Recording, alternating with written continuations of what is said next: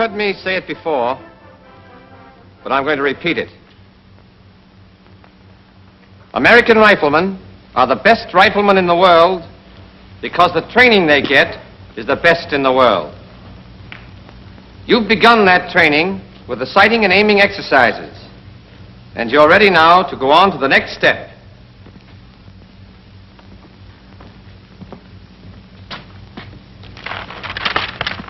Position exercises.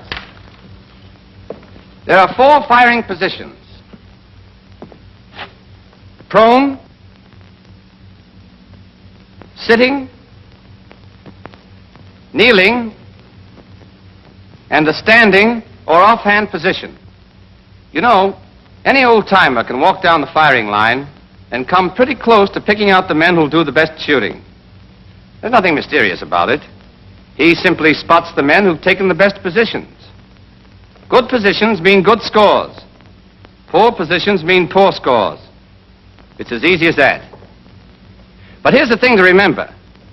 We're not teaching you these positions so that you can riddle off a string of bullseyes on the target range. We're teaching you to kill your enemy before he can kill you. If you're going to survive on the battlefield, you've got to be able to shoot fast and straight from any position. You've got to be able to drop into that position instantly, automatically, without thinking about it. And it must be correct the first time. Take a good look at these positions. They look easy. But you're not going to find these positions easy at first because they make you use muscles you never knew you had. But don't worry about that. We'll harden up those muscles. Your work in the position exercises also covers the use of the sling, holding your breath while aiming and aiming. We'll take up the sling first. Anyone here know the reason for the sling on the rifle?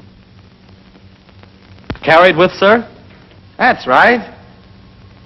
Any other reason? Peterson? Yes, sir. It's a big help in steadying the rifle. Check. That's the answer. Now let's see how we go about getting the effects of it. There are 2 ways to use the rifle sling. The first, like this, is called the loop sling. The other, called the hasty sling, is rarely used except in the standing position. And we'll show you how to adjust it when we come to that position. The loop sling is used in all other positions. Here's how to adjust it. Place the rifle butt on the right thigh and cradle it in the curve of your right arm so that you've got both hands free to adjust the sling. Unfasten the lower hook and refasten it near the butt swivel. This loosens the lower loop. Unfasten the upper hook and refasten it so that the upper loop hangs down to about the pistol grip. But it may need further adjustment. The correct place for the upper hook depends on the man. You'll get your fit by trying it out.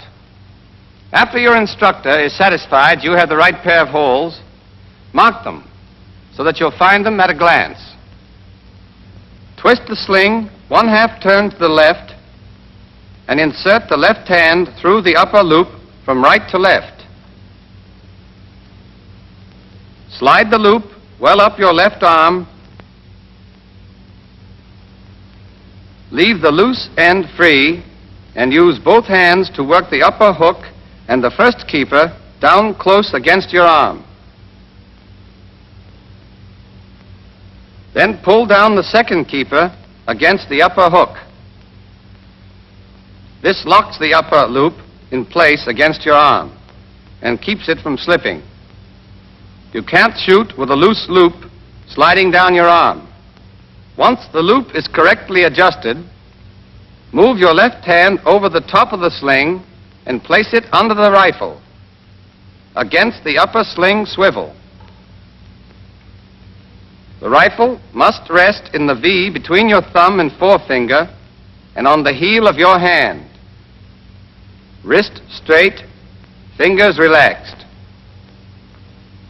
The sling must lie smoothly along your hand and wrist.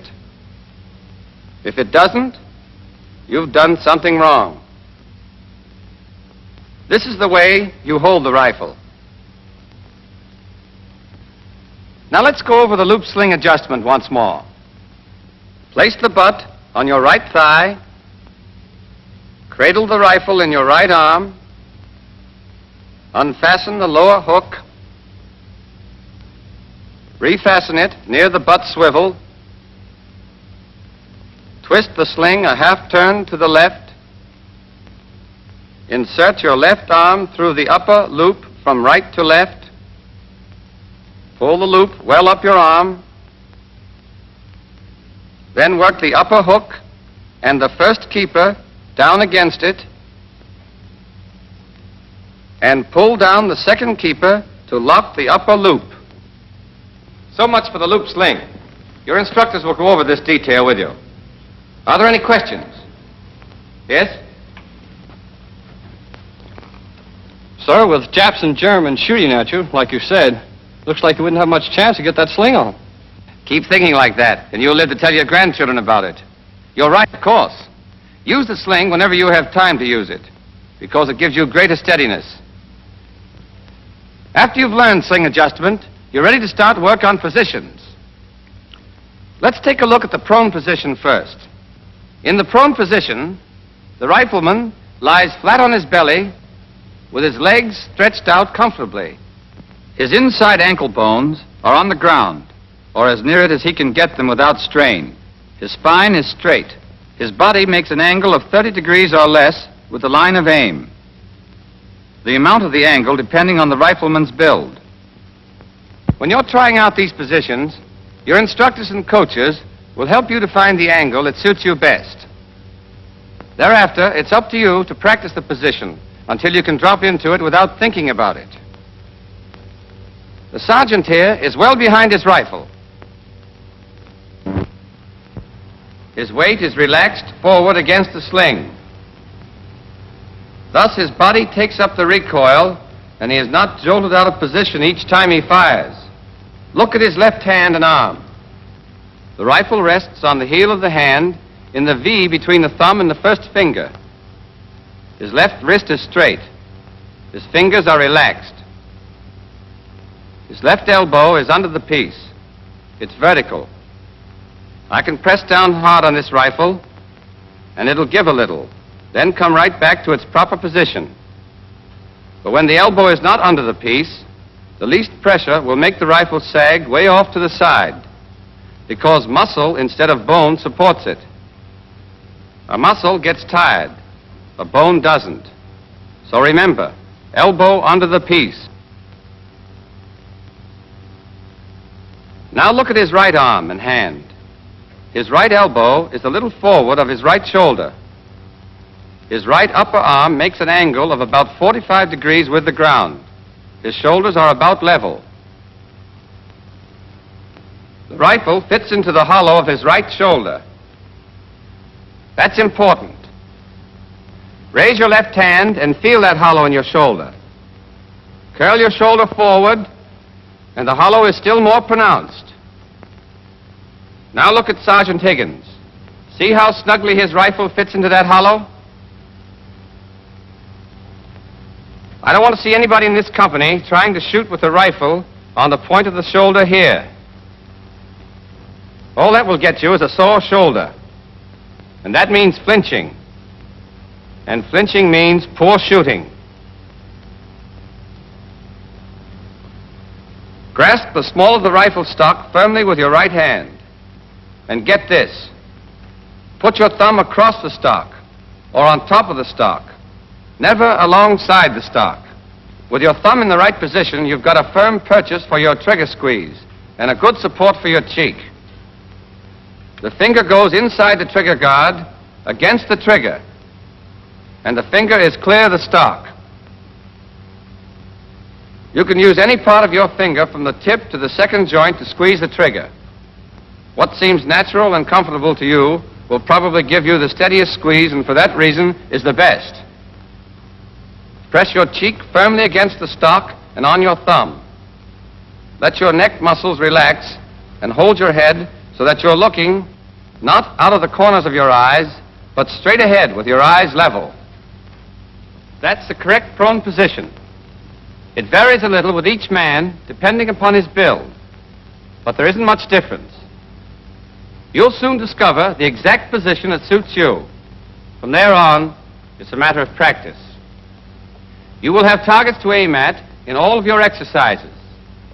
Every time you get into position, align your sights on a target. A good soldier does this instinctively. He never even thinks about it. Here's something else. When you take any of the correct firing positions, you will find that the rifle aims naturally and without effort at some one point. If this point is not on the center of the target, move your whole body till the line of aim is the natural line. There's a good way to tell if your body is lined up correctly. After you're in position, close your eye and relax. Then when you open it, if you're on the center of the target, you're okay. If not, shift your whole body. If you shift the rifle independently instead of your body, you'll be in a strained, uncomfortable position. And no man can shoot his best when he's fighting his own muscles.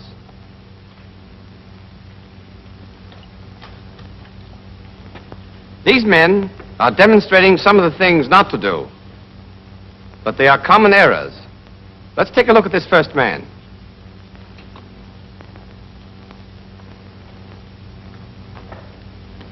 His body is at too great an angle with a line of aim.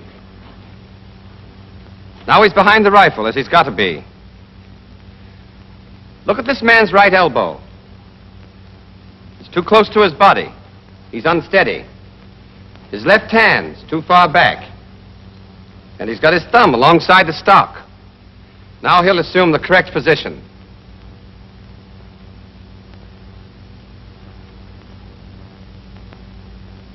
This man's left elbow is not under the piece. They'd have a devil of a time staying on the target. Errors like this stand out plainly. Others are not so easy to pick up. When you're acting as the coach, keep a sharp eye on your pupil. When he's wrong, show him where he's wrong and why. Then make him take the correct position so the point will be burned into his mind. Don't forget, when you take the prone position correctly, the muzzle will automatically drop back on the target after each shot. This saves time. And in battle, a few seconds are enough to settle the argument between you and that guy on the other side. Now, the sandbag rest position is just like the prone position, except that a sandbag is used to support the left forearm, wrist, and hand. The pupil takes the correct prone position and aims at his target. The coach then manipulates the sandbag until it is slightly higher than the back of the pupil's left hand. The coach punches the sandbag with his hand until he gets a perfect fit. This is the coach's job. The pupil can't do it for himself. Next, he faces the pupil, straddles the rifle barrel, and slides the narrow side of the sandbag against the left forearm so that it supports the forearm, the wrist, and the back of the hand. Only the back of the hand rests on the top of the sandbag. It's a common error for beginners to rest the rifle on the sandbag, but it won't work. The sandbag supports the forearm, wrist, and hand. Now Sergeant Higgins is going to show you the sitting position, which is a good one in high grass, brush, or on sloping ground. For the sitting position, you'll usually have to make your sling 2 holes shorter than for the prone position. Your body faces half right from the target. As you sit, spread your feet apart. Farther apart than your knees. And brace your heels firmly. Get your toes down, flat on the ground, if you can get them there, and relax your ankles. Keep your knees straight up, not bow-legged. And keep them fairly low, about 10 inches off the ground. The point is that you've got to get the back of your left upper arm firmly braced 3 or 4 inches down on your left shin. In this way, with your left elbow under the rifle, where it belongs, the weight of the rifle comes straight down on your leg.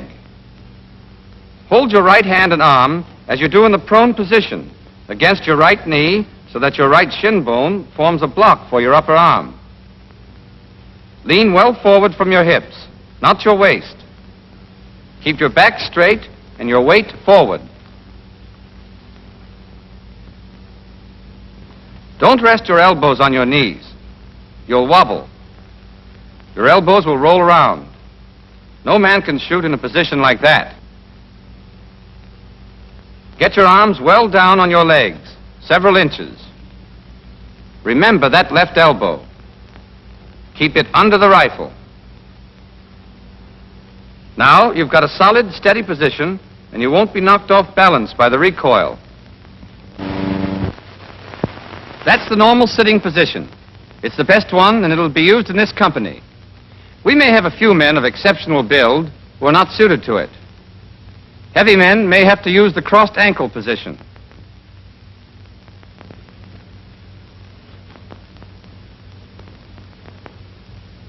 And men with exceptionally long legs may have to take the crossed leg position.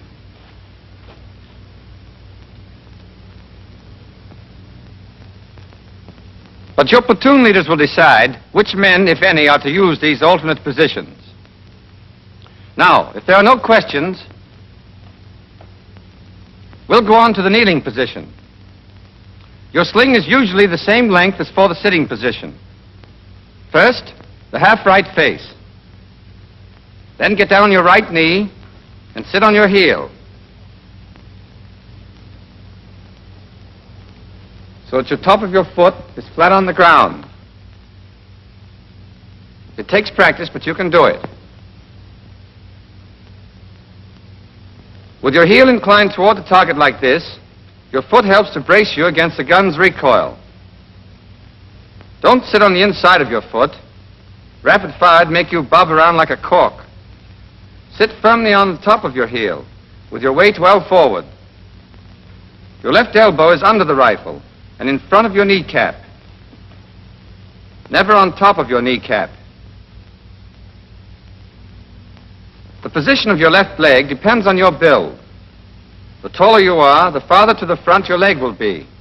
Your instructors will help you find the position that suits you best. But your lower left leg, as seen from the front, must always be vertical. Keep your right elbow comfortably high. This makes a snug seat for the rifle in the hollow of your shoulder. If you drop your arm too far, the hollow disappears and the rifle butt tends to move out to the point of the shoulder. Another thing, the lower right leg forms a right angle with the line of aim. At first you'll find the kneeling position unsteady, but don't worry about it. It will never be as steady as the prone or the sitting position, but practice will strengthen your muscles and increase your steadiness. This brings us to the standing or offhand position and the hasty sling, which is rarely used except in this position. Let's start with the sling. First, loosen the lower loop. Twist the sling a half turn to the left. Hold the rifle with your left hand just back of the upper sling swivel, and your right hand at the small of the stock, with the thumb well over on the left side. Then swing the rifle so that the sling falls high on your upper arm. Let go of the rifle with your left hand, pass it under and over the sling, and re-grasp the rifle near the upper sling swivel. The sling now lies smoothly along the arm and hand. It holds the left upper arm and stretches tightly across the chest. That's where you get support, and you need all you can get in a standing position. Adjust your sling for a tight fit. Your instructors will help you. When you get it right, mark it. All right, Sergeant, let's see that again. Here's how to take the standing position. Face right until you're almost at a right angle to the line of aim. Place your feet about 1.5 feet apart. Keep your body erect and well balanced. As you raise your rifle to firing position, fit the butt into the hollow of your shoulder, but higher than in the other position. High enough so that part of it can be seen above your shoulder from the rear.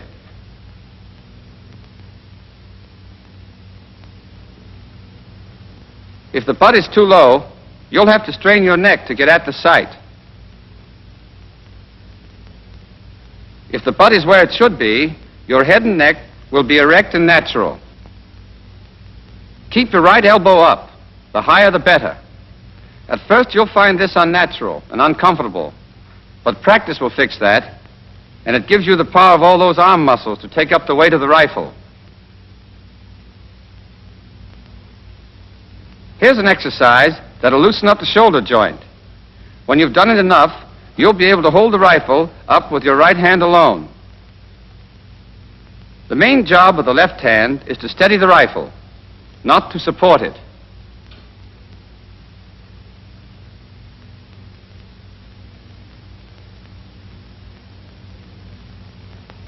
Keep your left elbow well under the rifle, and the left hand as far forward as you can get it without strain or discomfort. At best, the standing position is unsteady, but you have to use it on the range, and you have to use it in battle. So it's up to you to make the most of it, and that means plenty of practice.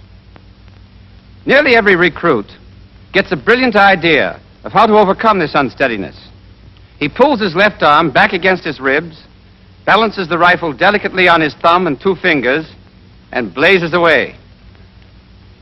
But that doesn't work, does it, Sergeant Higgins? No, sir. There's only one right way to hold the rifle in the standing position, and the sergeant is showing it to you right now.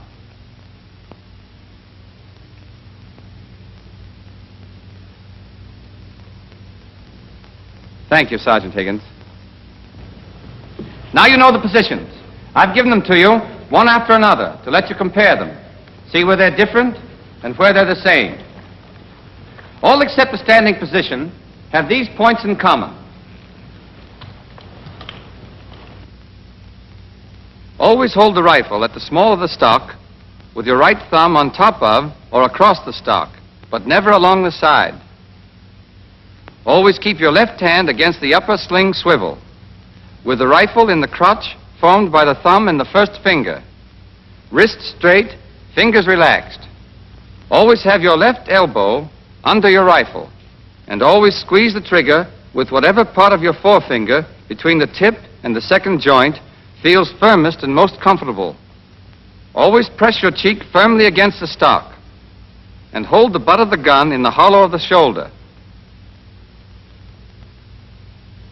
In the standing position only, your left hand need not be against the upper sling swivel. Put it as far forward as you can comfortably. And your left elbow doesn't have to be directly under the rifle. Make these habits automatic, and they'll save you time and help you get a well-aimed shot off in a hurry. In these position exercises, of course, you don't squeeze a trigger. That comes later. But as soon as you're in any of the firing positions, you must hold your breath and aim. You do this in dry shooting, and you do it in actual firing. We'll show you the right way to hold your breath and still be comfortable. Take an ordinary breath, then let a little out. Then hold the rest of that breath while you aim and fire. To keep the air in your lungs during aiming, close your throat by swallowing. But don't hold your breath too long. If you do, your muscles will get tense, and your eyes will blur, and you'll get wobbly. When this happens, relax for a moment and start over again. But don't think you can practically hold your breath. You either hold it or you don't. And while you're aiming and squeezing the trigger, you've got to hold your breath. Whenever you practice any of these position exercises, always check your position carefully. Close your eyes and then open them and see if you're on the center of the target. You must always have a target. Then hold your breath and aim. When you're coach, check your pupil carefully for all these points. Helps them. And it helps you, too. You learn from your pupil's mistakes. You know, it's a soldier's skill that brings him through a battle alive. And the degree of skill you attain as a soldier depends entirely on you. You've got to master not just one firing position, but all four. The enemy isn't going to give you a chance to choose the one you like best. You may be standing in a foxhole with your elbows on the parapet, or behind a tree, or a wall, kneeling in a shelter, or heavy undergrowth, sitting in a sniper's post, or in a field, or you may be prone in a ditch, or out in the open. That's why we teach you the four firing positions and drill you in them until they become second nature, to get you ready for the tough spots. There'll be plenty of tough spots. And when you get into one, your whole job will be to get your shots off fast and hit what you're shooting at. So work on the firing positions now while you can. Later on, you'll be mighty glad you did, because you'll get your enemy before he gets you.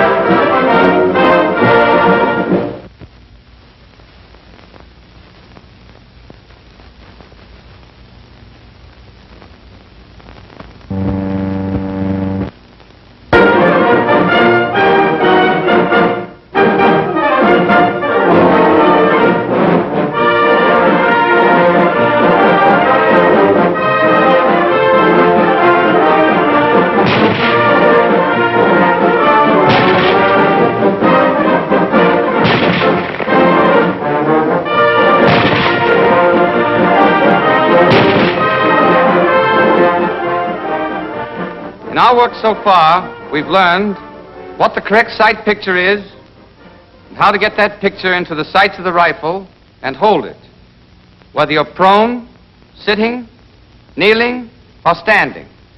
Today, we take up the most important thing in rifle marksmanship, the trigger squeeze.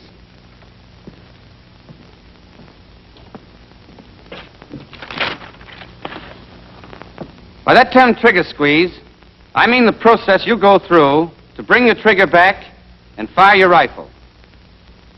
You know, when I was learning to shoot the rifle, my coach was an old sergeant who had fought in everything from Santiago to the Argonne. When we got to trigger squeeze, he told me something that has stayed with me ever since. Soldier, the trigger squeeze is the heart and soul, the beginning and the end of all good shooting. With it, you can part the hair of any guy you're after as far as you can see. Without it, you might as well throw away your rifle and start heaving rocks, because you'll do a hell of a lot better. That old sergeant knew what he was talking about. You can be a ball of fire in your sighting and aiming. You can be red hot in your positions. But if you can't teach that trigger finger to squeeze, squeeze, squeeze, well, you better get yourself a supply of rocks, as my old sergeant suggested, because you're going to need them. Now, there's nothing difficult about the trigger squeeze. It's just a question of applying a smooth, increasing pressure to the trigger until the rifle fires. The trick is to apply that pressure so smoothly and so steadily that you can't tell when the rifle is going to fire. If you can't tell when the rifle is going off, you can't jump or jerk, or, as we say in the Army, you can't flinch. Have you ever seen an untrained person fire the rifle? This is what happens. He gets all set, gets into position, draws what he thinks is a fine bead on the target, and then closes both eyes and yanks the trigger. And he wonders why he never hits the target. Remember this. It's instinctive, natural, for every one of us to close both eyes and tighten up when we fire a rifle, if we know when that rifle's going off. But when you do that, you spoil your aim. You not only miss the bullseye, but you may miss the whole target. Now, there's only one way to beat nature on this proposition. And that is to squeeze the trigger so smoothly and to increase the pressure so steadily that you don't know when the rifle's going off. If you don't know the rifle is going off, you can't close your eyes and flinch and spoil your aim before the shot is fired. The worst you can do is bat your eyes after the rifle is fired. And that doesn't hurt anything because the shot is already on its way. Simple, isn't it? Now let's see exactly how you go about learning this trick in your dry shooting.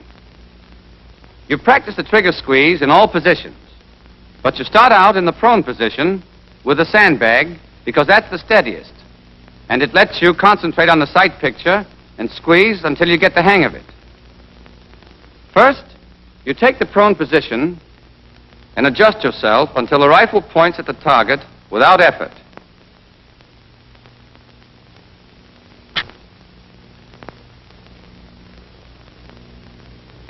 Then the coach fits the sandbag.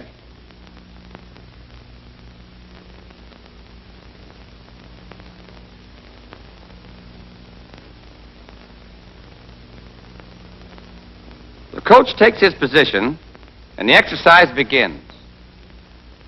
Cock your rifle, hold your breath and aim. When you get the correct sight picture, take up the slack. By trigger slack, we mean the play between the trigger's forward point and the point where you first feel resistance. Take it up decisively. While you're taking up the slack, you're starting your trigger squeeze. It's all one action of your finger, working by itself, independent of the rest of your hand. You press smoothly, straight to the rear, and you increase the pressure steadily from start to finish. Your rifle has a fixed pull, say about 4 pounds. When you take up your slack, you take up part of that pull. Your constantly increasing pressure takes up the rest of it. And then the trigger gives, and the rifle fires. But follow through. Hold your position. Hold your aim, and continue your increasing pressure. I'll tell you more about that later. What I want you to get now is this. If you squeeze the trigger properly, you can't know when the rifle is going to fire, and therefore you won't be able to flinch. You all understand that? There's another mistake all of us make when we first start shooting the rifle. Practically everyone has a violent impulse to yank the trigger the instant the sights come in correct alignment with a target. The beginner is tempted, particularly in the kneeling and standing positions, where the unsteadiness is marked. Your sights move a little, side to side, up and down. Finally, they come to bear exactly on the bull's eye. So, at that instant, you jerk the trigger. And this is what happens. You literally jerk your rifle clear off the target. You may not see it, because both of your eyes will probably be shut tight and your muscles taut and braced for the shock. But whether you see it or not, the result is the same. A wild shot. There's only one way to get hits, and only hits count on a battlefield. And that is to squeeze the trigger. Now, you've seen what happens when you jerk the trigger instead of squeezing it. I'm going to show you why it happens. Let's assume that I'm shooting at a target 500 yards away.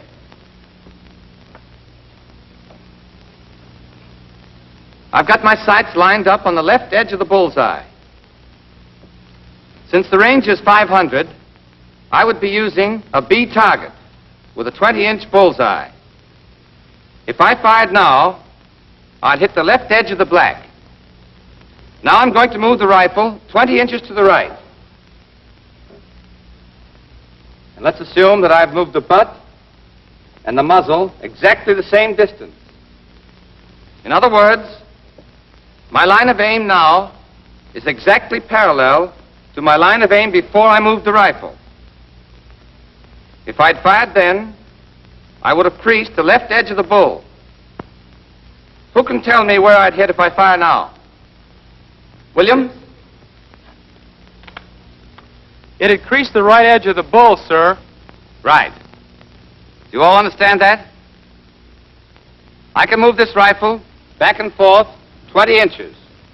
And if I fired it anywhere within that space, I'd still get a bullseye as long as I kept my lines of aim parallel.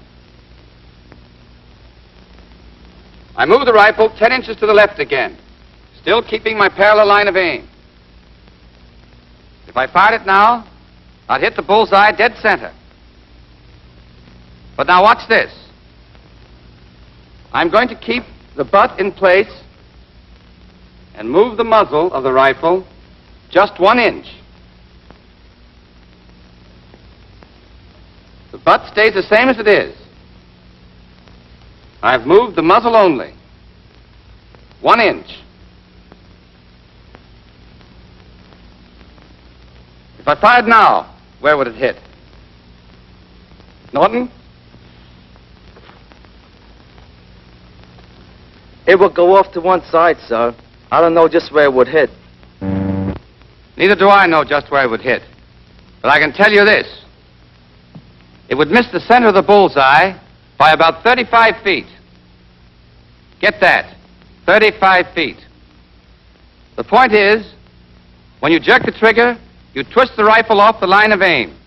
When your sights are on the target, you can move your whole rifle from side to side the width of the bullseye and still hit it, if the rifle always stays parallel to the line of aim. But if the butt of the rifle remains stationary and you jerk the muzzle off to one side as much as 1 inch, your bullet will miss the target by about 15 feet at 200 yards, by 21 feet at 300 yards, or by 35 feet at 500 yards. A half-inch movement of the muzzle means a miss by 17 or 18 feet at 500 yards.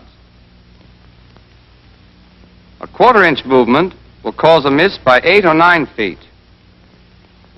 And even a movement as small as a 1/16 of an inch may make you miss the bullseye.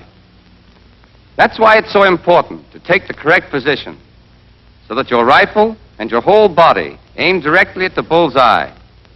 Then, when you squeeze the trigger so smoothly that you don't know when the rifle's going off, the strike of your bullets will be changed only by the natural parallel movements of your body, and your shots will be good. The unsteadiness caused by the natural movements of your body does not seriously affect the aim if you squeeze the trigger correctly. Okay, let's see if you got the point so far. What happens if you jerk the trigger? Harris? It'd throw your rifle muzzle off the target. If you were shooting at a guy, you wouldn't hit him. Right. Remember it, and you'll get plenty of bullseyes. And guys, too. What should you do? Kerensky?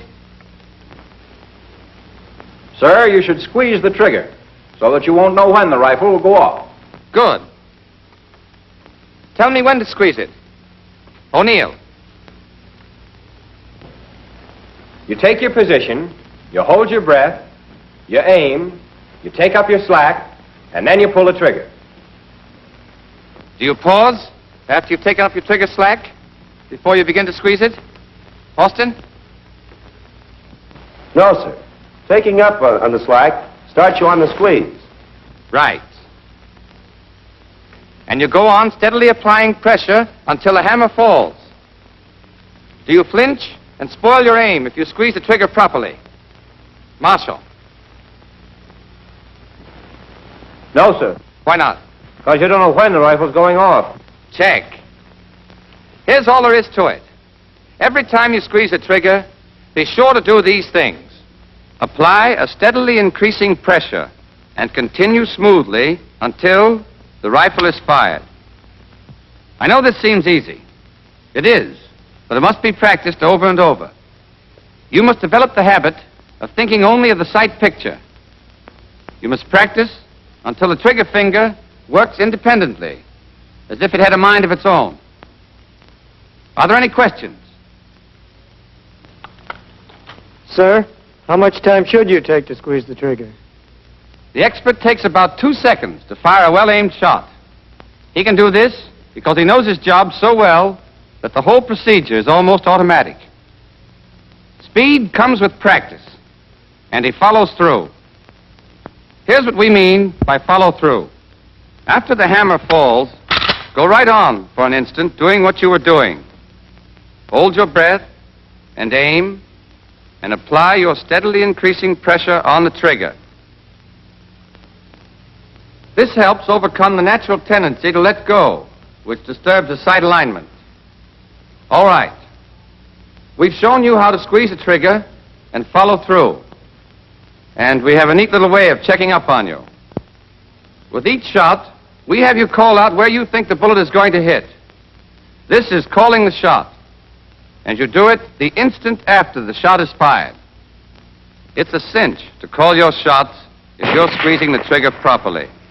For then your eye is open, and you can see where your sights are aligned when the rifle fires. Of course, if you jerk the trigger, or close your eyes and flinch, you won't be able to call your shot, because you won't know where your sights are aligned when the rifle went off. The point is that only the man who squeezes the trigger properly can tell where his shot should hit. Here's the system we use to call our shots. Most of you know by now that a hit here is a 5. And in this circle, a 4. And in this one, a 3. Anywhere else on the target is a 2. A miss is a 0. Now, every time you fire a shot, imagine a large vertical clock face on your target with a bullseye in the center. This gives you a simple system of calling your shots. For example, suppose at the instant your rifle goes off, you see your sights aligned so that the bullet will hit here. Then you will call your shot a 4 at 12 o'clock, because it's in the 4 circle and in the direction of 12 o'clock. A hit here would be a 3 at 7 o'clock. Here, a 2 at 2 o'clock. And here, a 4 at 11. And here, a pinwheel 5. On the range, you call your shots at slow fire. You and the coach compare the called shot with the actual shot to see if you know where you are aiming when the piece is fired. In dry shooting, there's no way to check whether or not you call your shots correctly, but it's to your advantage to do so. It helps you to develop the habit of concentrating on the sight picture and forgetting the trigger finger. It helps you to develop the habit to call the shot, as you'll do on the range. Now, in the trigger squeeze exercise, as in all the others, the coach must check every step. He sees that the sights are properly blackened and the sling correctly adjusted. He checks the pupil's position. If it's wrong, he tells him why and corrects it.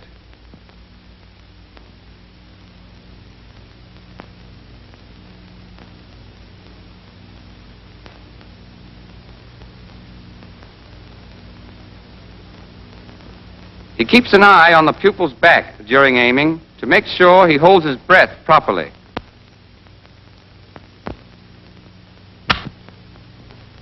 He sees the pupil takes up the slack and squeezes the trigger properly. He watches his eye to make sure he does not blink. When the pupil is actually firing the rifle, you can chalk up a flinch for him any time you see his eye close. The flincher closes his eye just before the explosion. Therefore, you can see it. If he doesn't flinch, you won't see his eye close, because your eyes and his will close involuntarily at the sound of the explosion. Are there any questions about anything we've covered today? Okay. You're going to hear these things over and over again from your coaches, your squad leaders, your platoon leaders, and me. You're going to hear them and practice them until they become so much a part of you that you couldn't forget them if you wanted to.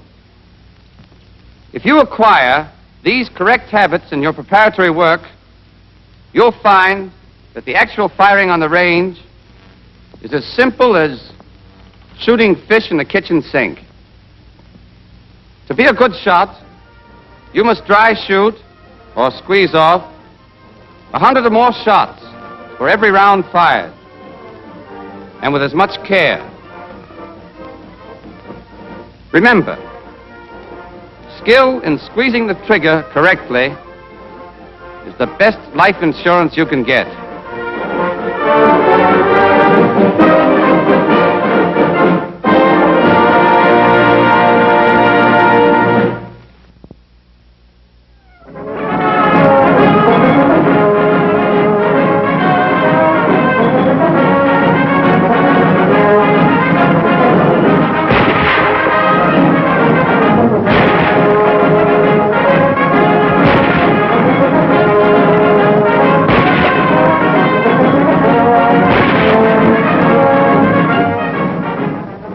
Everything we've been teaching you about the M1 rifle, sighting and aiming, positions, trigger squeeze, the whole course in marksmanship, has been leading straight to the subject we're going to take up right now.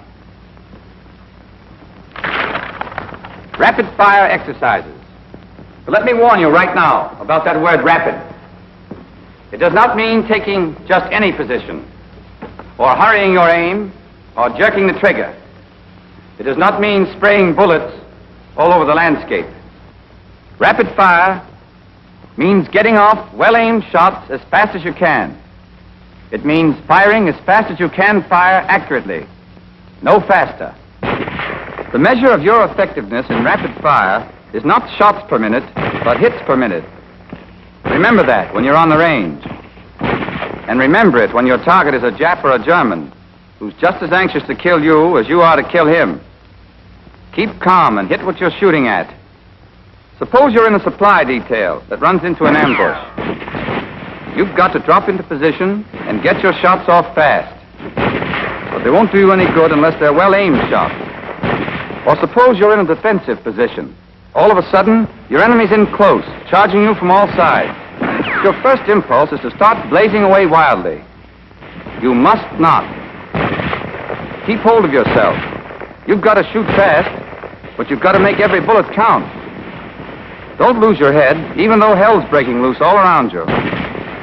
Stay cool and shoot straight, and you'll live to tell your girl about it. Coolness in battle comes from confidence in yourself, and confidence comes only from hours of practice.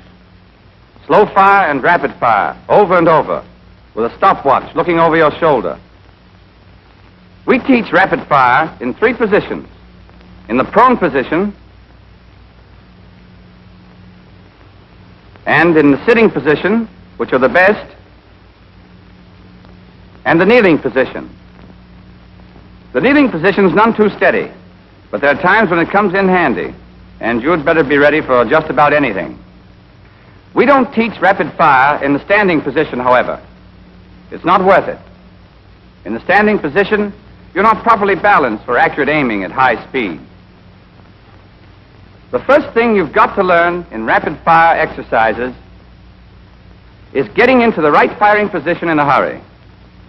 You're allowed to choose the position you're going to take and to mark it. For the prone position, drop to the ground, get set, and line up your sights on the target.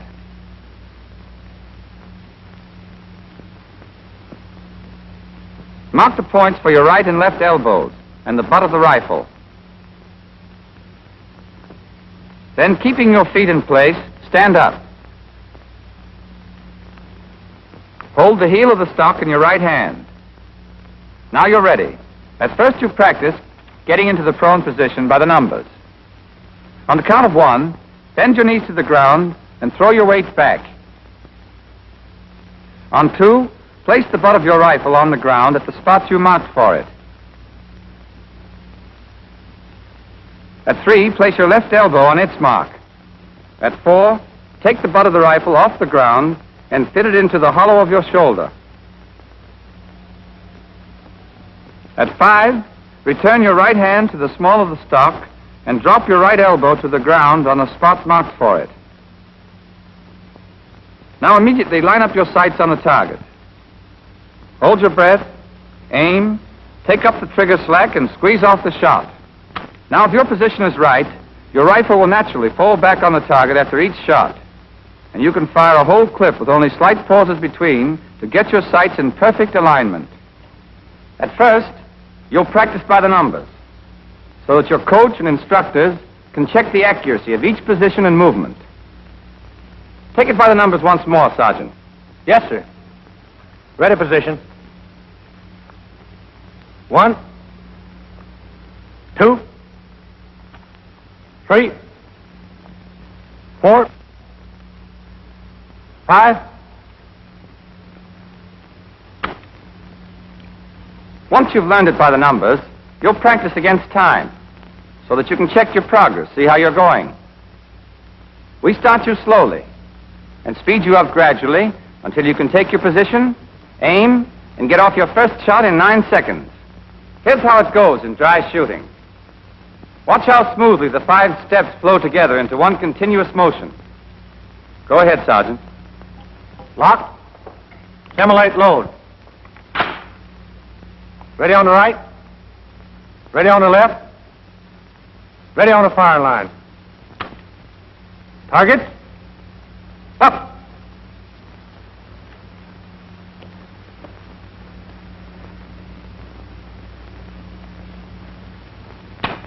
Time. 9 seconds doesn't sound like much time, but you've just seen that it's plenty for an experienced man. It won't be long before you'll melt smoothly into your prone position with seconds to spare to squeeze off your first shot.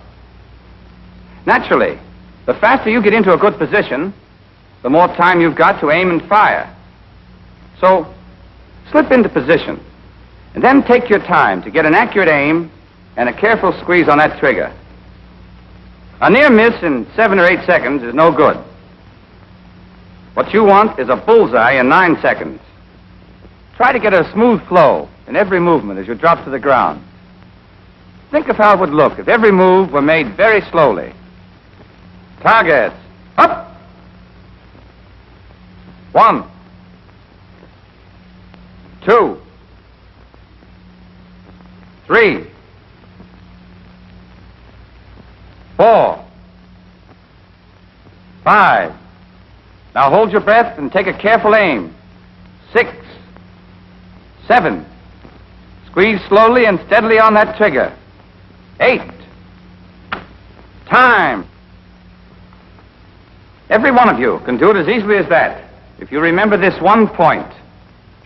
Do it as fast as you can do it right.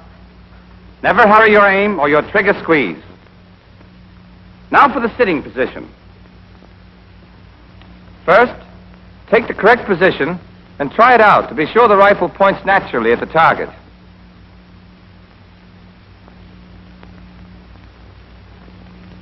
Then mark the places for your heels and your seat. Stand up in the marks for your heels. At the command, targets up, drop quickly on the spot marked for your seat, breaking the fall with your right hand. There's another way of getting into the sitting position that you may find easier. After you've marked the places for your feet, cross your legs and rise. Stand with your legs crossed until the command targets up. Then bend your knees and sink to the ground. This is quicker than the other method, but it forces you to take your eyes off the target while you set your feet in the places marked for them. Otherwise, the action is the same. Place your left elbow. Hit the rifle butt into the hollow of your shoulder and complete your firing position. Hold your breath, aim, and squeeze off the shot. With practice, you'll be able to go from the ready to the sitting position and get off your first aim shot in 7 seconds. Sergeant, let's see that against time. Lock. Simulate load. Ready on the right. Ready on the left. Ready on the firing line. Targets. Up.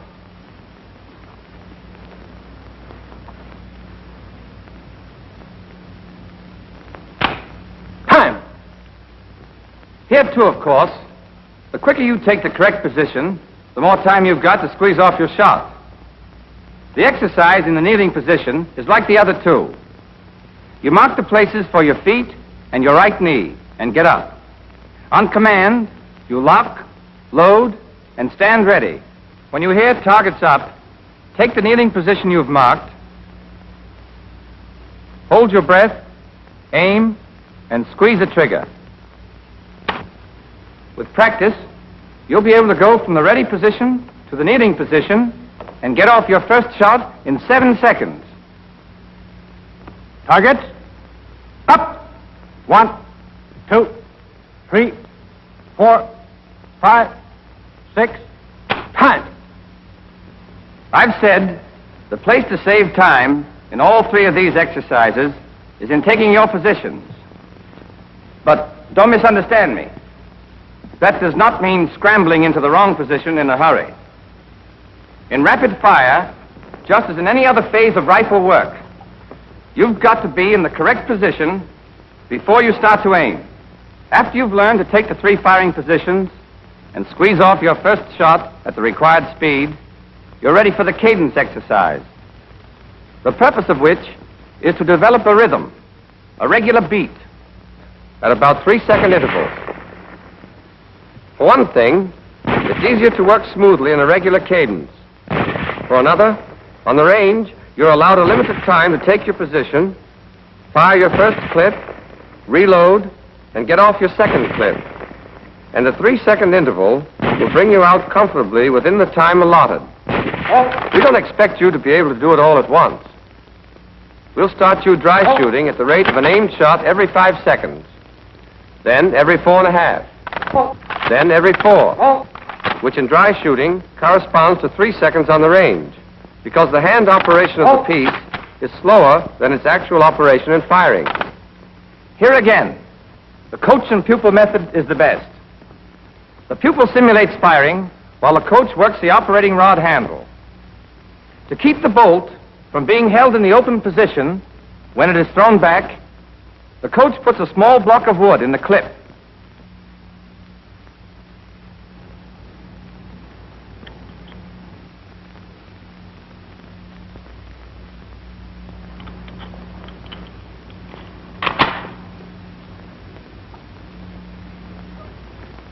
There are several other ways to get the same result.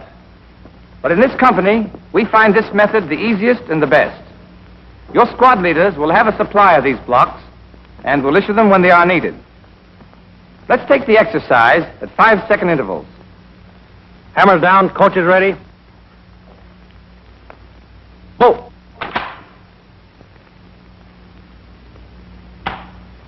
Bolt. Bolt. Bolt.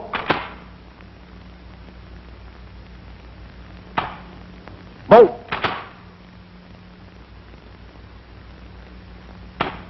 Bolt.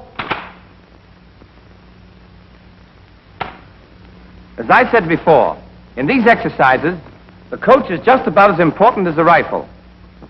In the cadence exercises, when he forces back the operating rod handle, he acts as part of the rifle. In doing this, he must not lean against the handle. He strikes the handle sharply, bolt, and immediately removes his hand, so that the bolt can snap back into position. It's a good idea for the coach to wear a glove or wrap a handkerchief around his hand. Strike that operating rod handle a couple of 100 times if you want to know why. Bolt. Notice that the coach strikes the handle only when the command bolt is given by the instructor. But notice, too, that the command is given whether or not the rifleman has squeezed off his shot. If the pupil is late, the coach does not operate the bolt, but waits for the next command after the pupil is fired. You'll do this exercise a minute at a time, in the prone, then in the sitting, then in the kneeling position, gradually speeding up the cadence until you're proficient. In cadence exercises, be sure to take the correct position so that your sights return automatically to the aiming point after each shot. Keep your eye constantly on the sight picture and squeeze that trigger with a steadily increasing pressure until the hammer falls. Then keep your finger on the trigger for the next shot.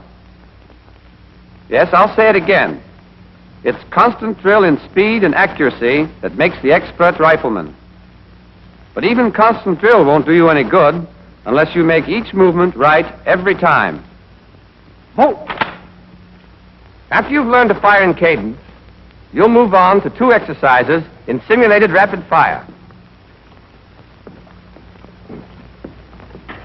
For the first of these, you'll use the clip with the wooden block.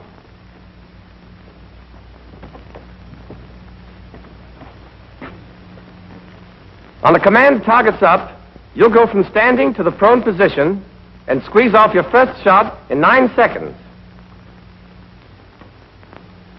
Then, you'll get off each of the next 7 rounds of your first clip at 4-second intervals.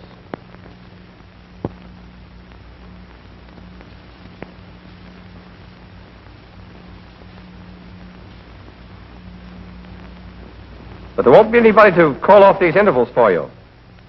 Your cadence exercise will have taught you the rhythm. When you hear 8th round, reload, you'll simulate reloading. And you'll have 9 seconds to do it. And squeeze off your 9th shot. Once again, 4 seconds each for the next 7 rounds.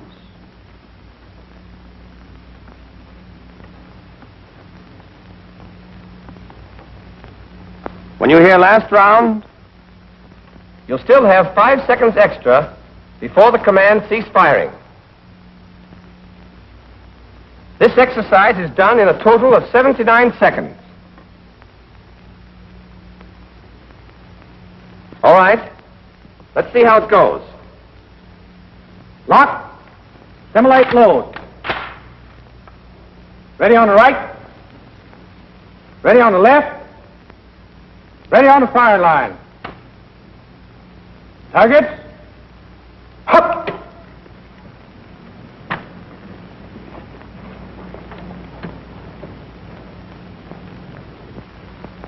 Good. First round. The first shot should be fired in the first 9 seconds. You've got 4 seconds for each of the next 7 shots. 4. Ha. 6. 7. Your 8th shot should be off by the time you hear this. 8th round. But Reload. remember, you count your own shots. If you fired the 8th round before you hear reload, you don't have to wait. Reload immediately. 10. 7. 12. 13. If you keep your fire rhythmical and steady, you'll get off your last shot just as it's called. 15. 16. Last round. If you don't, you still have 5 more seconds to finish up without hurrying. Firing. That's your first exercise in simulated rapid fire. But before we go on, there are several things I want to point out.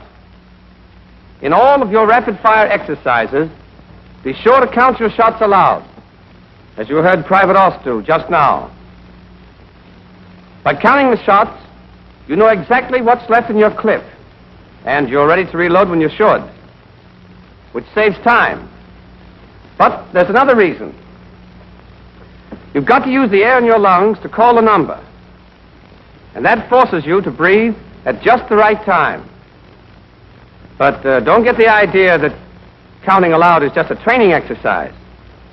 You'll call the numbers out in battle, too, and your reasons for doing it will be the same, but a whole lot stronger. In combat, knowing when to reload will save more than time.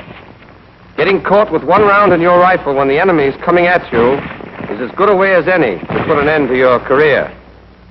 When you're firing, keep your eye on the target all the time. Don't look away. If you squeeze your trigger properly, the recoil will jerk your head up a little, but it'll fall back with the rifle. And when you have to look away to reload, be sure you get back on the right target. On the range, the prettiest dead center 5 on the wrong target goes down on your score as a 0. And remember, the habits you're forming now are the ones you'll take with you into battle, where your target is hard to see and is easily lost. In dry runs, the command bolt is not given. The coach listens for the click of the hammer and strikes the operating rod handle back the second he hears it. When you simulate, or pretend, to load that second clip, don't hurry it. If you do, you'll only cheat yourself out of some valuable training. Don't do it as Private Auster's doing it now. That kind of exercise is worse than none because it creates bad habits. Go through your simulated reloading exactly as if you were handling a clip. A fumble in reloading, when you're firing for record, would knock your score into a cocked hat. That's your first exercise in simulated fire, and you'll practice it in the prone, sitting, and the kneeling positions.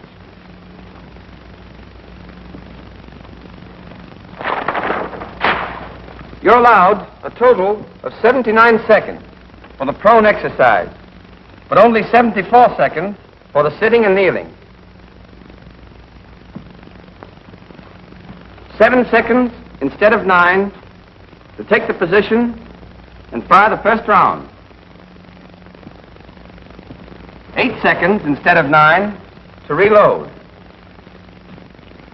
And 3 seconds extra instead of 5 at the end. Except for the positions and time, the sitting and kneeling exercises are exactly like the prone. The purpose is to teach you to keep the proper cadence, even though no one is calling bolt.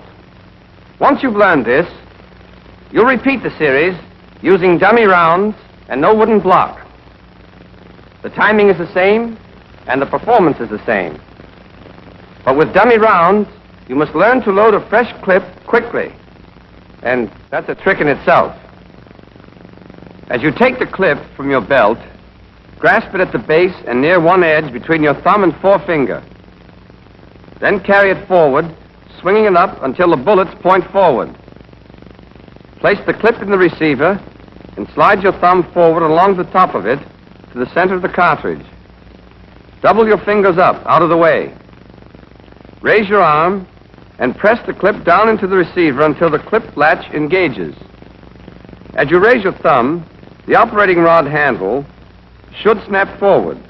If it doesn't, strike it with the heel of your hand, and your rifle is ready to be fired again. Here's how a trained rifleman reloads in the prone position.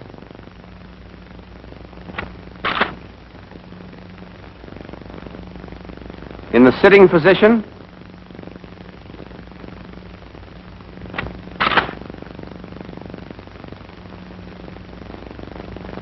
and in the kneeling position.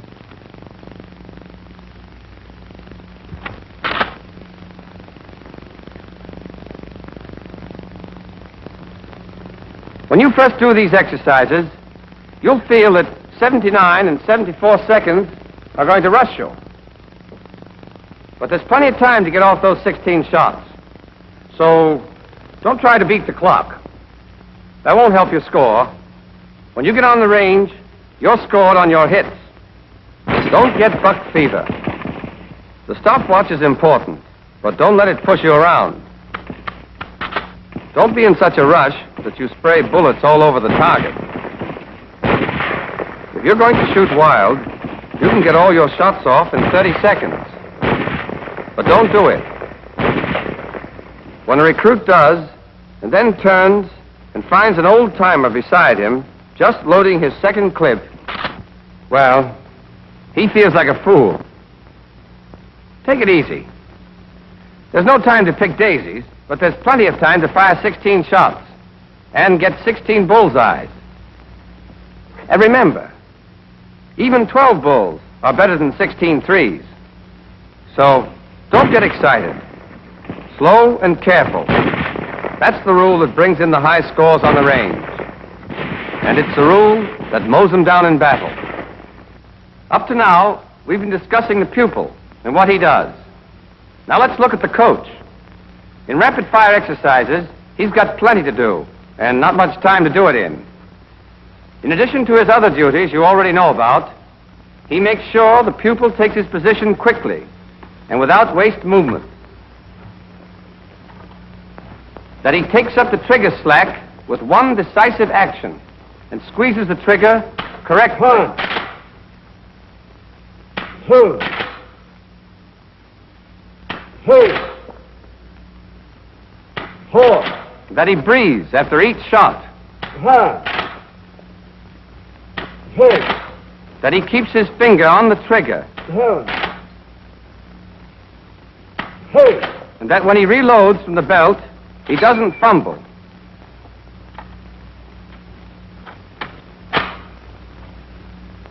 The moment the hammer falls, the coach throws the operating rod handle back sharply and gets his hand out of the way. 10, In rapid fire, the coach is the key man.